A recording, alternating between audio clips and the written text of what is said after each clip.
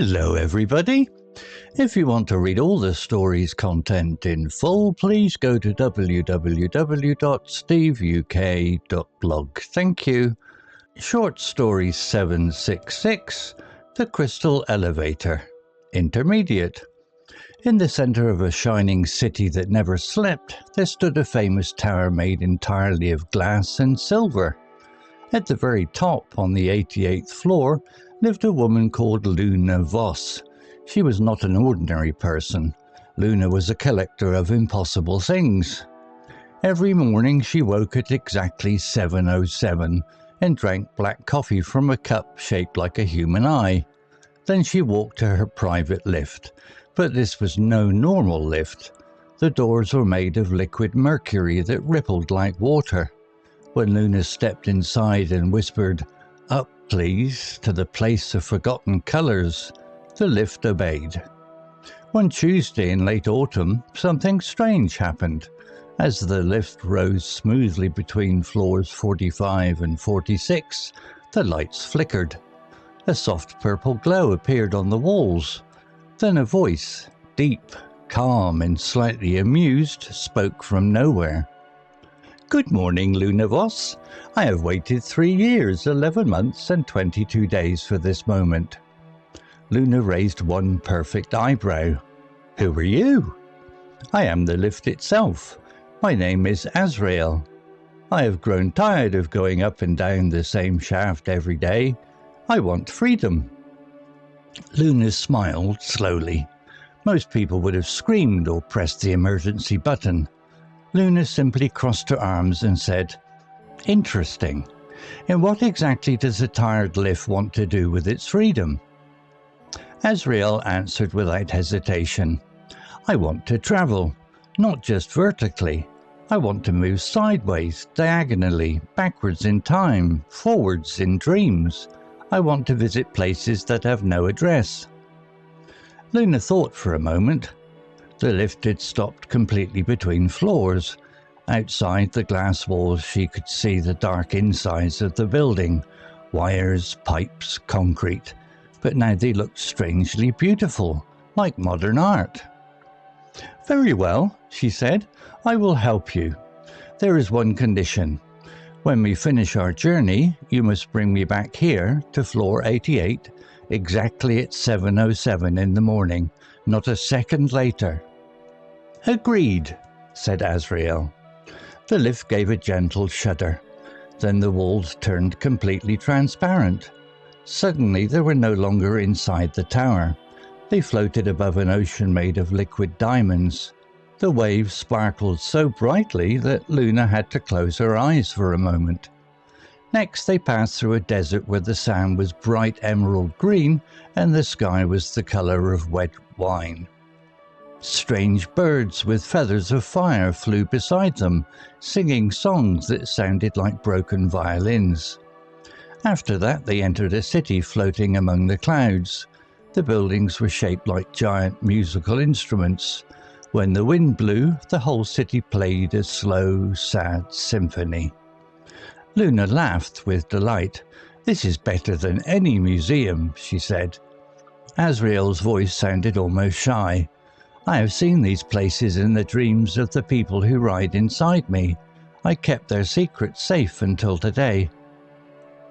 They travelled for what felt like days, but also like minutes.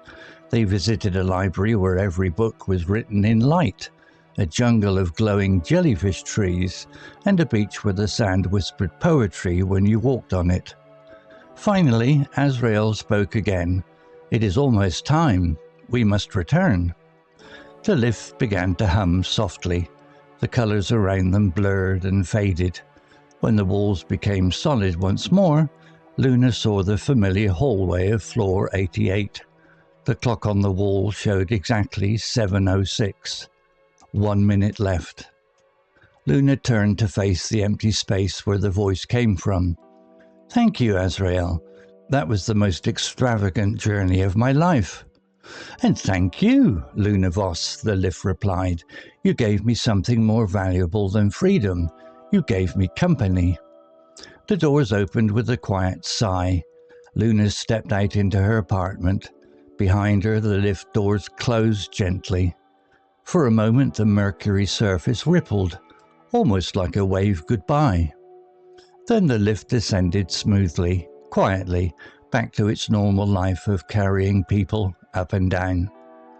But from that day onwards, whenever someone stepped inside and felt a sudden, unexplained moment of pure joy, they never knew why.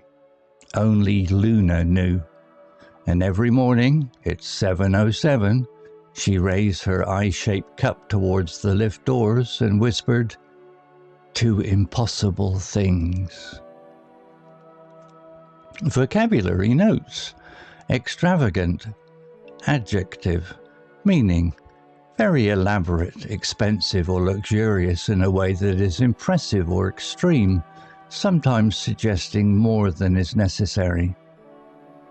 Example. That was the most extravagant journey of my life. Luna speaking about her magical trip with Azrael. Similar words. Luxurious. Very comfortable and expensive, e.g., a luxurious hotel room. Lavish. Generous or impressive in amount or style, e.g., a lavish party with lots of food. Ripple, verb noun, meaning, verb, to move in small waves or from gentle waves on the surface. Noun, a small wave or series of small waves. Example, the doors were made of liquid mercury that rippled like water. Similar words. Shimmer, to shine with a soft, unsteady light, e.g., stars shimmer in the sky. Undulate, to move in smooth waves, e.g., fields of wheat undulate in the wind. Murmur, verb noun. Note, the story uses a related quiet sound. Meaning, verb, to speak or make a soft, low, continuous sound. Noun, a soft, quiet sound.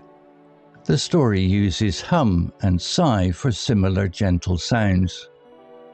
Example adapted closely from the story. The lift began to hum softly. The doors opened with a quiet sigh. Similar words. Whisper, to speak very quietly so others cannot hear, e.g., she whispered the secret to her friend. Hum, to make a low, continuous sound like a bee or a machine, e.g., the fridge hums all night. Shudder, verb noun, meaning, verb, to shake suddenly and briefly, usually because of cold, fear, excitement, or strong feeling. Noun, a sudden shake. Example, the lift gave a gentle shudder when it started its magical journey. Similar words. Tremble, to shake slightly and continuously, e.g., his hands trembled with nerves. Quiver, to shake very slightly, often with emotion, e.g., her voice quivered when she spoke. Symphony, noun, meaning, a long, complex piece of music, usually played by a large orchestra, can also be used more poetically to mean a beautiful combination of sounds or things working together. Example, when the wind blew, the whole city played a slow, sad symphony. Similar words. Melody, a pleasant tune or sequence of musical notes, e.g., she sang a beautiful melody. Harmony, pleasant combination of musical notes played together, also means peaceful agreement, e.g., the colors are in perfect harmony. Story written by Grok 4. Image created by Grok 4. To read all the story's content in full, please go to www.steveuk.blog. Thank you. CC Music, drifting at 432 Hz, Unicorn Heads.